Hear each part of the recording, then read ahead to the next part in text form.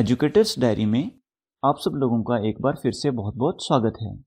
ये एक video series है जिसमें हम 6th क्लास के मैथ्स को पढ़ रहे हैं।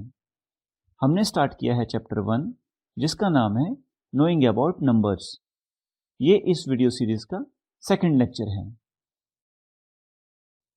आपको याद होगा लास्ट वीडियो लेक्चर में हमने दो इम्पॉर्टेंट टर्म्स डिजिट और नंबर्स या न्यूमरल्स के बारे में पढ़ा था। हमने ये भी पढ़ा था कि किसी भी नंबर को लिखने के लिए 10 सिंबल्स का यूज़ किया जाता है। ये 10 सिंबल्स हैं 0, 1, 2, 3, 4, 5, 6, 7, 8 एंड 9। इन सिंबल्स को डिजिट्स या फिगर्स कहते हैं। किसी भी नंबर को दो तरीके से लिखते हैं। पहला तरीका है जिसमें नंबर्स को डिजिट में लिखा जाता है। सपोज हमें लिखना है 10 तो हम इसे डिजिट्स में लिख सकते हैं 1 0 10। 10 एक 2 डिजिट्स नंबर है जिसमें पहला डिजिट है 1 और दूसरा डिजिट है 0। इसी तरह से 10 को हम वर्ड्स में भी लिख सकते हैं। तो दूसरा तरीका होता है जिसमें नंबर्स को वर्ड्स में लिखा जाता है। जैसे कि 10 को लिखा जा सकता है TEN 10। तो ये जो पहला तरीका होता है जिसमें नंबर्स को डिजिट में लिखा जाता है इसको कहा जाता है नोटेशन। क्या कहा जाता है? नोटेशन। और दूसरा तरीका जिसमें नंबर को वर्ड्स में लिखा जाता है इसको कहते हैं न्यूमरेशन। क्या कहते हैं? न्यूमरेशन। तो नंबर्स को लिखने के दो तरीके होते हैं, नोटेशन एंड न्यूमरेशन। आज हम नोटेशन एंड न्यूमरेशन के बारे में पढ़ेंगे। लिखिए representation of numbers. There are two ways to represent the number. First is notation and second is numeration. लिखिए notation. The method of writing a number. The method of writing a number in digits or figures. In digits or figures is called notation. जैसे कि 54 and 567। यहाँ 54 एक 2 digit number है जिसमें first digit है 5 और second digit है 4। इसी तरह से 567 एक 3 डिजिट नंबर है। अब लिखो numeration. The method of representing a number. The method of representing a number in words is called numeration. The method of representing a number in words is called numeration. अब numeration के भी दो तरीके होते हैं। फर्स्ट है Indian system of numeration और second है इंटरनेशनल सिस्टम ऑफ न्यूमरेशन। सबसे पहले हम इंडियन सिस्टम ऑफ न्यूमरेशन को समझते हैं।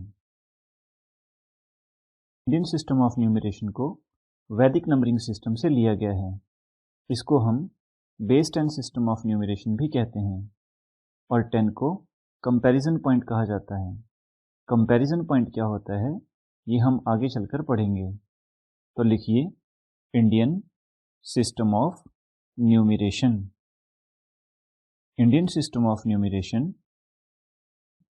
Is based on Vedic numbering system. It is also known as base 10 system of numeration.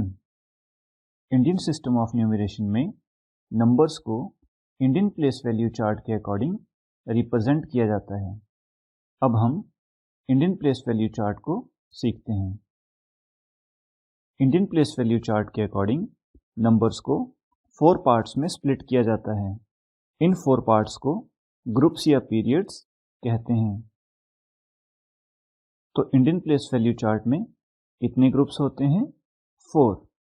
Place value chart में हम लेफ्ट से राइट की तरफ मूव करते हैं।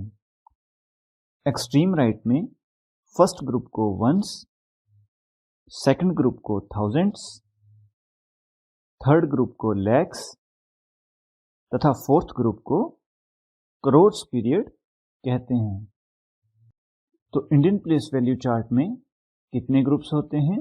4। कौन कौन से? Ones, thousands, lakhs and crores. Further in 4 groups को 9 प्लेसेस में डिवाइड किया गया है। कितने प्लेसेस में? 9 प्लेसेस में। फर्स्ट ग्रुप वंस को 3 प्लेसेस में डिवाइड किया गया है। Place, tens place and hundreds place.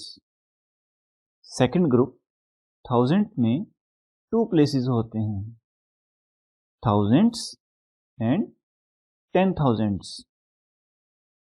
Third group lakhs में 2 प्लेसेस होते हैं, लैक्स एंड 10 लैक्स। इसी तरह से फोर्थ ग्रुप करोड्स को भी 2 प्लेसेस में डिवाइड किया गया है, करोड्स एंड 10 करोड्स।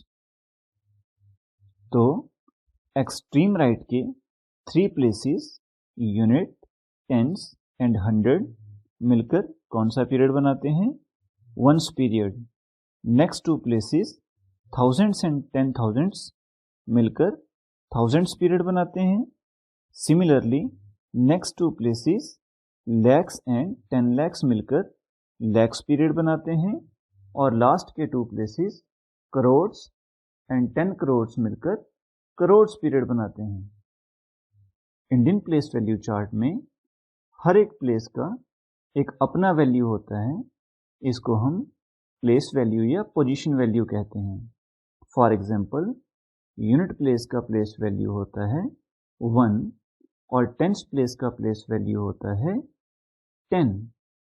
अब हम राइट से लेफ्ट की ओर मूव करते हुए हर एक प्लेस पर 1 के साथ नंबर ऑफ जीरो को बढ़ाते जाते हैं। तो हंड्रेड्स प्लेस में नंबर ऑफ जीरो कितने हो जाएंगे? 2। और 100 प्लेस का पोजीशन वैल्यू कितना होता है? 100। थाउजेंड्स प्लेस में 1 के साथ नंबर ऑफ जीरो हो जाएंगे 3 और थाउजेंड्स प्लेस का प्लेस वैल्यू कितना होगा? 1000। इसी तरह से 10,000 प्लेस में नंबर ऑफ जीरो कितने होंगे? 4। लैक्स प्लेस में नंबर ऑफ जीरो होंगे 5। 10 लैक्स प्लेस में नंबर ऑफ जीरो होंगे 6। इसी तरह से करोड्स प्लेस में नंबर ऑफ जीरो होंगे 7 और 10 करोड्स प्लेस में नंबर ऑफ जीरो होंगे 8। इंडियन प्लेस वैल्यू चार्ट में हर एक ग्रुप को कॉमा से सेपरेट किया जाता है। एक पीरियड के सभी डिजिट्स को एक साथ और पीरियड के नाम के साथ पढ़ा जाता है। इंडियन प्लेस वैल्यू चार्ट में हर एक प्लेस का अपना एक प्लेस वैल्यू होता है। तो अब आप लिखिए important points about Indian place value chart. Number 1, in Indian place value chart each period is separated by commas. Number 2, the digit of same period are read together along with the name of period. Number 3, in Indian place value chart, each place has a place value or position value.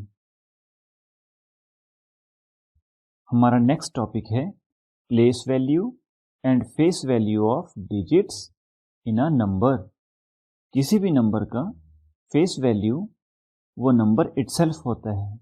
जैसे कि 2 का face value होता है 2, 4 का face value होता है 4 और 9 का प्लेस वैल्यू कितना होगा? 9। किसी भी डिजिट का प्लेस वैल्यू चार्ट में उसकी पोजीशन पर डिपेंड करता है। इसको समझने के लिए आइए पहले हम प्लेस वैल्यू चार्ट की 9 प्लेसेस को लिख लेते हैं। एक्सट्रीम राइट में 3 प्लेसेस होते हैं, unit, tens and hundreds. Next 2 places होते हैं thousands and 10,000s। Next 2 places हैं lakhs and 10 lakhs and last 2 places होते हैं करोड्स एंड 10 करोड्स। अब ध्यान से देखिएगा, अगर हम 2 को यूनिट प्लेस पर रखते हैं तो इसका प्लेस वैल्यू कितना होगा 2 इंटू यूनिट प्लेस का प्लेस वैल्यू कितना होता है 1, तो ये हो जाएगा 2 इंटू 1 इज इक्वल टू 2। अब अगर इसी डिजिट को हम टेंस प्लेस पर रखते हैं तो इसका पोजीशन वैल्यू कितना होगा 2 into 10 is equal to 20। Similarly अगर 2 को हंड्रेड्स प्लेस पर रखा जाता है तो इसका प्लेस वैल्यू कितना होता है 2 into 100 equal to 200। Thousands place पे 2 का प्लेस वैल्यू होगा 2 इंटू 1000 इज इक्वल टू 2000। अब हम दूसरा एग्जाम्पल लेते हैं। अगर हम 9 को यूनिट प्लेस पर रखते हैं तो 9 का प्लेस वैल्यू कितना होगा 9 इंटू 1 इज इक्वल टू 9। और अगर इसी 9 को टेंस प्लेस पर रखा जाएगा तो 9 का पोजीशन वैल्यू कितना होगा 9 इंटू 10 इज इक्वल टू 90। तो इससे हमें क्या पता चलता है कि place value of a digit is multiple of face value and position value. तो लिखिए place value of a digit is equal to face value into position value. अब आपको एक क्वेश्चन का आंसर करना है कि ऐसा कौन सा डिजिट होता है जिसका प्लेस वैल्यू हमेशा 0 होता है। Which digits have place value 0 wherever it may be in the place value chart। तो आज हमने क्या क्या सीखा, नोटेशन के बारे में, न्यूमरेशन के बारे में, इंडियन सिस्टम ऑफ न्यूमरेशन के बारे में, इंडियन प्लेस वैल्यू चार्ट के बारे में और face value and place value के बारे में। नेक्स्ट वीडियो लेक्चर में हम सीखेंगे reading and writing numbers in Indian system of numeration, writing numbers in expanded form and हम कुछ एग्जाम्पल्स और एक्सरसाइज को सॉल्व करेंगे। Thank you for watching.